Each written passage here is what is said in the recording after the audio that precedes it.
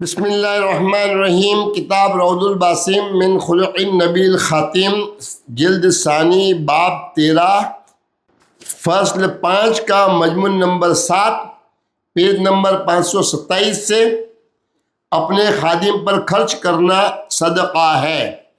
حدیث نمبر 47۔ حضرت مقدام رضی اللہ تعالیٰ عنہ سے روایت ہے کہ انہوں نے حضور نبی اکرم صلی اللہ تعالیٰ علیہ وآلہ وسلم کو فرماتے ہوئے سنا، جو تم خود کھاؤ وہ تمہارے لیے صدقہ، اور وہ بھی تمہارے لیے صدقہ ہے جو تم اپنے بیوی بچوں اور خدمت گزار کو کھلاؤ۔ اس حدیث کو امام احمد، بخاری نے الادب المفرد میں اور نسائی نے السنن الکبریٰ میں روایت کیا ہے۔ حدیث نمبر 48۔ حضرت ابو ہریرہ رضی اللہ تعالیٰ عنہ سے روایت ہے کہ رسول اللہ صلی اللہ تعالیٰ علیہ وآلہ وسلم نے فرمایا، بہترین صدقہ وہ ہے جو غنی کو باقی رکھے، اور اوپر والا دینے والا ہاتھ نیچے والے ہاتھ سے بہتر ہے، اور ان سے خرچ کی ابتدا کرو جن کی کفالت تمہارے ذمے ہے۔ اگر ان امور کا خیال نہیں کرو گے تو تمہاری بیوی کہے گی مجھ پر خرچ کر یا مجھے طلاق دے، اور تیرا لڑکا کہے گا تم ہمیں کس کے سپرد کرتے ہو، اور تیرا غلام کہے گا مجھ پر خرچ کر پھر مجھ سے کام کاج لو۔ اس حدیث کو امام نسائی نے السنن الکبریٰ میں، بخاری نے الادب المفرد میں اور طبرانی نے روایت کیا ہے۔ حدیث نمبر 49۔ حضرت ابو ہریرہ رضی اللہ تعالیٰ عنہ بیان کرتے ہیں کہ رسول اللہ صلی اللہ تعالیٰ علیہ وسلم نے صدقہ کرنے کا حکم دیا تو ایک شخص حاضر ہوا اور عرض کیا، میرے پاس 1 دینار ہے۔ آپ صلی اللہ تعالیٰ علیہ وآلہ وسلم نے فرمایا، اسے اپنی ذات پر خرچ کرو۔ اس نے کہا، میرے پاس ایک اور بھی ہے۔ آپ صلی اللہ تعالیٰ علیہ وآلہ وسلم نے فرمایا، اسے اپنی بیوی پر خرچ کرو۔ اس نے کہا، میرے پاس ایک اور بھی ہے۔ آپ صلی اللہ تعالیٰ علیہ وآلہ وسلم نے فرمایا، اس کو اپنی اولاد پر خرچ کر۔ اس آدمی نے عرض کیا، میرے پاس اور بھی ہے۔ آپ صلی اللہ تعالیٰ علیہ وسلم نے فرمایا، وہ اپنے خادم پر خرچ کرو۔ اس نے کہا، میرے پاس اور بھی ہے۔ آپ صلی اللہ علیہ وسلم نے فرمایا، تم اپنے بارے میں بہتر جانتے ہو کہ تمہیں یہ دینار کس جگہ خرچ کرنا چاہیے۔ اس حدیث کو امام نسائی نے السنن الکبریٰ میں، حمیدی اور شافعی نے روایت کیا ہے۔ مضمون نمبر 8، خادم کو دسترخوان پر اپنے ساتھ بٹھانے کی ترغیب۔ حضرت ابو ہریرہ رضی اللہ تعالیٰ عنہ سے روایت ہے کہ حضور نبی اکرم صلی اللہ تعالیٰ علیہ وآلہ وسلم نے فرمایا، جب تم میں سے کسی کا خادم اس کے پاس کھانا لے کر آئے تو اگر کسی وجہ سے اسے اپنے ساتھ نہ بٹھا سکے تو اسے 1 یا 2 نوالے دے دے، کیونکہ اس نے اس کھانے کی تیاری کا بندوبست کیا ہے۔ یہ حدیث متفق علیہ ہے۔ حدیث نمبر 51۔ ایک روایت میں حضرت ابو ہریرہ رضی اللہ تعالیٰ عنہ بیان کرتے ہیں کہ رسول اللہ صلی اللہ تعالیٰ علیہ وسلم نے فرمایا، غلام خادم بھی تمہارا بھائی ہے، جب وہ تمہارے لیے کھانا تیار کرے تو اسے اپنے ساتھ بٹھاؤ، اگر وہ پاس بیٹھنے سے انکار کرے تو پھر بھی اسے کھانا کھلاؤ، اور اگر ان سے کوئی خطا بھی ہو جائے تو ہرگز ان کے چہروں پر نہ مارو۔ اس حدیث کو امام احمد طیالسی نے مذکورہ الفاظ کے ساتھ اور بیہقی نے اسناد حسن کے ساتھ روایت کیا ہے۔ حدیث نمبر 52۔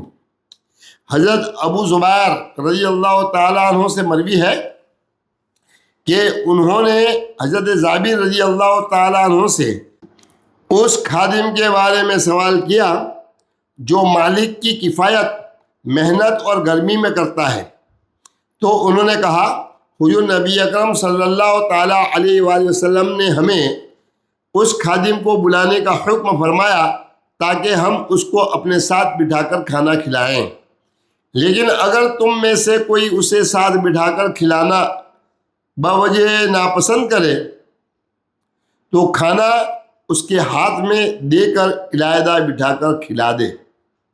اس حدیث کو امام احمد اور بخاری نے الادب المفرد میں روایت کیا ہے۔ حدیث نمبر 53، حضرت عبداللہ رضی اللہ تعالیٰ عنہ سے مروی ہے کہ حضور نبی اکرم صلی اللہ تعالیٰ علیہ وآلہ وسلم نے فرمایا، جب تم میں سے کسی کا خدمت گزار کھانا لے کر آئے تو اسے اپنے ساتھ بٹھا لے یا اسے کچھ کھانا اس میں سے دے دے، بے شک وہ کھانے کی تیاری کے دوران اس کی تپش اور دھواں برداشت کرتا ہے۔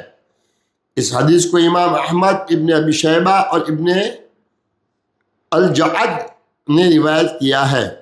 حدیث نمبر 54، حضرت ابو محذورہ رضی اللہ تعالیٰ عنہ سے روایت ہے کہ میں حضرت عمر رضی اللہ تعالیٰ عنہ کی خدمت میں حاضر تھا کہ صفوان بن امیہ ایک بہت بڑا تھال لے کر آیا جسے چند لوگ ایک چادر میں اٹھائے ہوئے تھے۔ انہوں نے اسے حضرت عمر رضی اللہ تعالیٰ کے سامنے رکھ دیا۔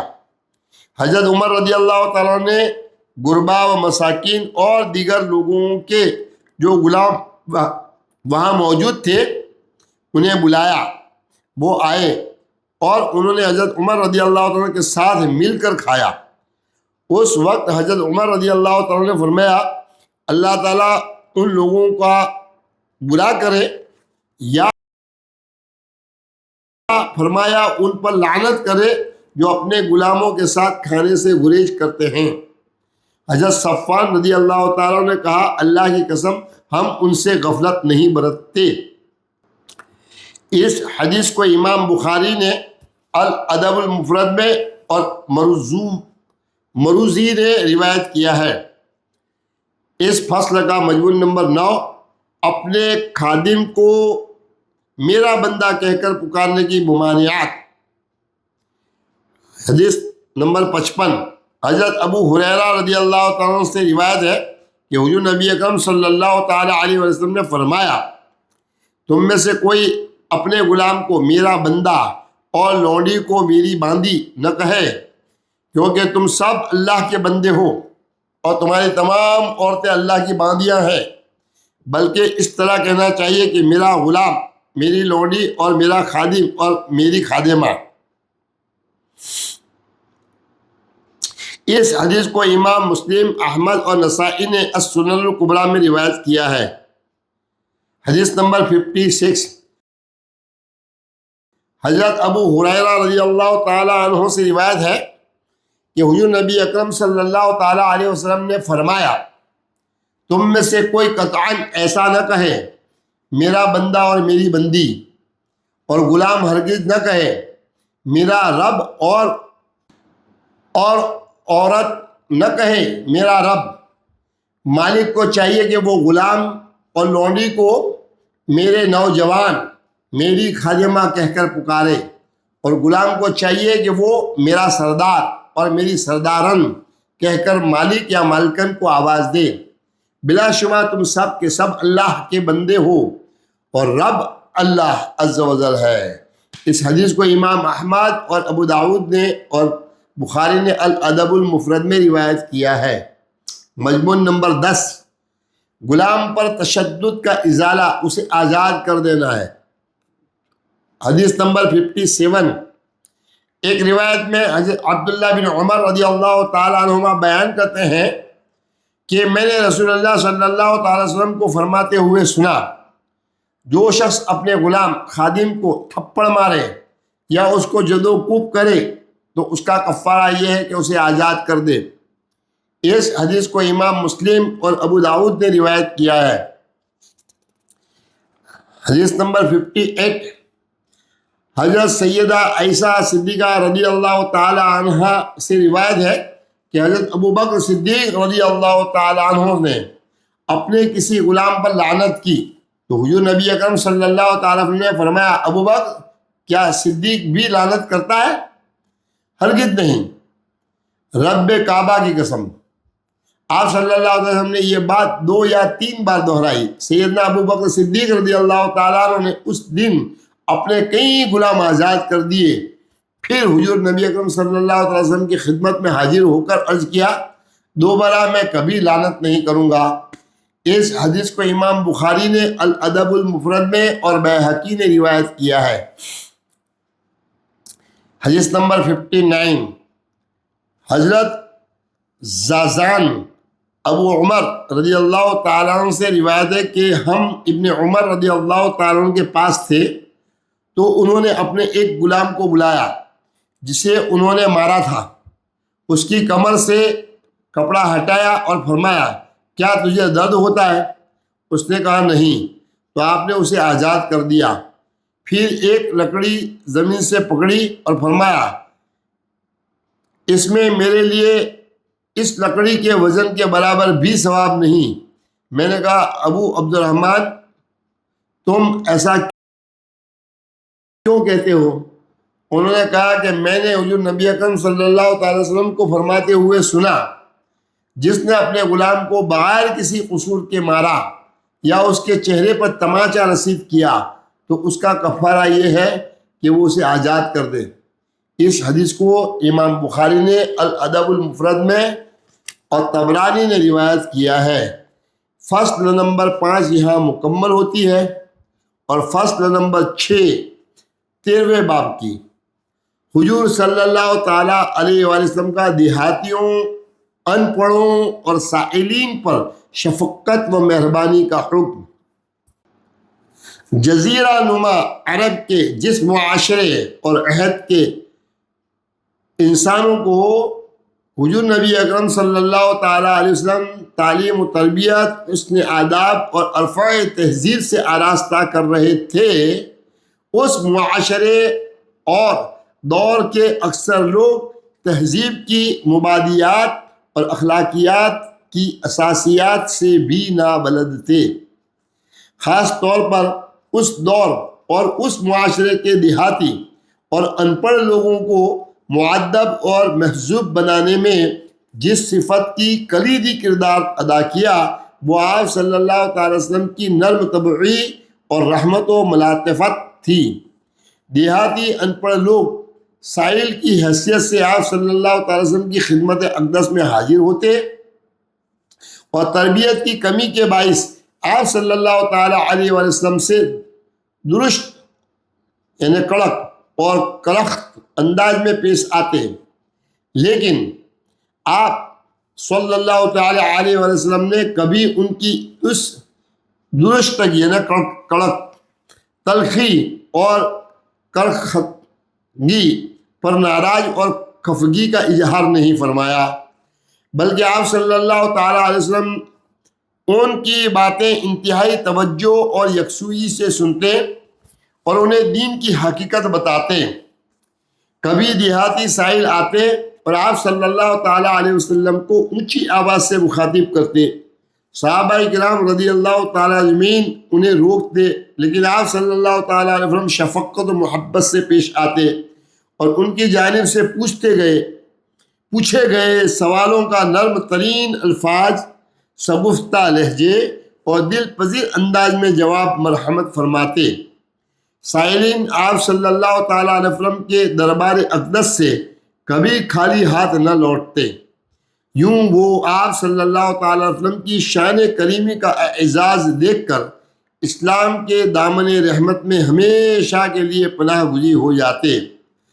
اس فصل کی حدیث نمبر 1 حضرت انس بن مالک رضی اللہ تعالیٰ عنہ سے روایت ہے کہ میں حضور نبی اکرم صلی اللہ تعالیٰ علیہ وسلم کے ساتھ چل رہا تھا۔ آپ صلی اللہ تعالیٰ علیہ وسلم موٹے کنارے والی ایک نجرانی چادر اڑے ہوئے تھے۔ ایک اعرابی راستے میں ملا تو اس نے زور سے آپ صلی اللہ علیہ وسلم کی چادر کو پکڑ کر کھینچا، یہاں تک کہ میں نے زور سے کھینچنے کے باعث چادر کے کنارے کی رگڑ کا نشان آپ صلی اللہ تعالیٰ علیہ وسلم کی گردن مبارک پر دیکھا۔ پھر وہ کہنے لگا آپ کے پاس جو اللہ تعالیٰ کا مال ہے مجھے اس میں سے عطا فرمائیے۔ آپ صلی اللہ علیہ وسلم نے اس کی طرف توجہ فرمائی اور مسکرا پڑے۔ پھر آپ صلی اللہ تعالیٰ وسلم نے اسے مال عطا کرنے کا حکم فرمایا اور اس کی تلخی اور درست خوئی پر خفگی کا اظہار نہیں فرمایا۔ یہ حدیث متفق علیہ ہے۔ اس فصل کی حدیث نمبر 2۔ ایک روایت میں حضرت ابو ہریرہ رضی اللہ تعالیٰ عنہ بیان کرتے ہیں کہ ہم مسجد میں رسول اللہ صلی اللہ تعالیٰ علیہ وسلم کی خدمت اقدس میں بیٹھتے تھے۔ جب آپ صلی اللہ تعالیٰ علیہ وآلہ وسلم تشریف لے جانے کے لیے کھڑے ہوتے تو ہم بھی کھڑے ہو جاتے۔ ایک دن جب آپ صلی اللہ تعالیٰ علیہ وسلم جانے کے لیے کھڑے ہوئے تو ہم بھی آپ صلی اللہ تعالیٰ وسلم کے ساتھ کھڑے ہو گئے۔ جب آپ صلی اللہ تعالیٰ علیہ وسلم مسجد کے درمیان پہنچے تو ایک شخص پیچھے سے آیا اور اس نے آپ صلی اللہ تعالیٰ علیہ وسلم کی چادر مبارک پیچھے سے پکڑ کر زور سے کھینچی۔ اس کھردری چادر کی وجہ سے آپ صلی اللہ تعالیٰ علیہ وسلم کی گردن مبارک سرخ ہو گئی۔ اس نے کہا، اے محمد صلی اللہ تعالیٰ علیہ وآلہ وسلم، میرے ان 2 اونٹوں کو غلہ سے بھر دیجئے، کیونکہ یہ غلہ نہ تو آپ کے اپنے مال سے دینا ہے اور نہ ہی اپنے باپ کے مال سے۔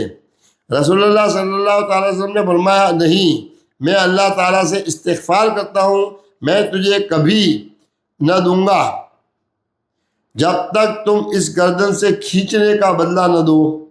اس اعرابی نے کہا، خدا کی قسم میں کبھی بدلہ نہ دوں گا۔ حضور نبی اکرم صلی اللہ علیہ وسلم نے 3 دفعہ یہی دہرایا اور جواب میں اعرابی یہی کہتا رہا کہ میں بدلہ کبھی نہیں دوں گا۔ جب ہم نے اعرابی کی یہ بات سنی تو ہم سب بے تابانہ اس کی طرف اسے مارنے کے لیے دوڑے۔ رسول اللہ صلی اللہ تعالی وسلم ہماری طرف متوجہ ہوئے اور فرمایا، میں ہر اس شخص کو جس نے میری بات سنی قسم دیتا ہوں کہ کوئی شخص میری اجازت کے بغیر اپنی جگہ سے نہ ہلے۔ پھر آپ صلی اللہ تعالی وسلم نے ایک شخص سے فرمایا، اس کے ایک اونٹ پر جو لاد دو اور دوسرے اونٹ پر کھجوریں۔ اس کے بعد آپ صلی اللہ علیہ وسلم نے لوگوں سے فرمایا، چلو اب چلیں، اور اس اعرابی سے کوئی تعرض نہ کیا۔ اس حدیث کو امام ابو داؤد نے اور نسائی نے مذکورہ الفاظ کے ساتھ روایت کیا ہے۔ حدیث نمبر 3۔ حضرت انس بن مالک رضی اللہ تعالیٰ عنہ بیان کرتے ہیں کہ ایک دیہاتی آیا اور مسجد کے ایک گوشے میں پیشاب کرنے لگا۔ لوگوں نے اسے ڈانٹا تو حضور نبی اکرم صلی اللہ تعالی وسلم نے انہیں منع کیا۔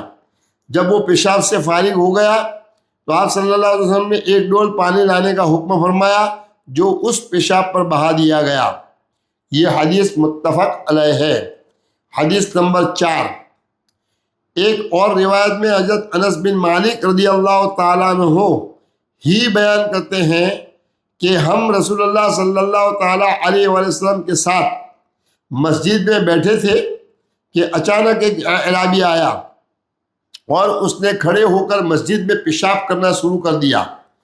رسول اللہ صلی اللہ تعالی وسلم کے بعض صحابہ نے اسے روکنے کے لیے کہا، ٹھہر جا ٹھہر جا۔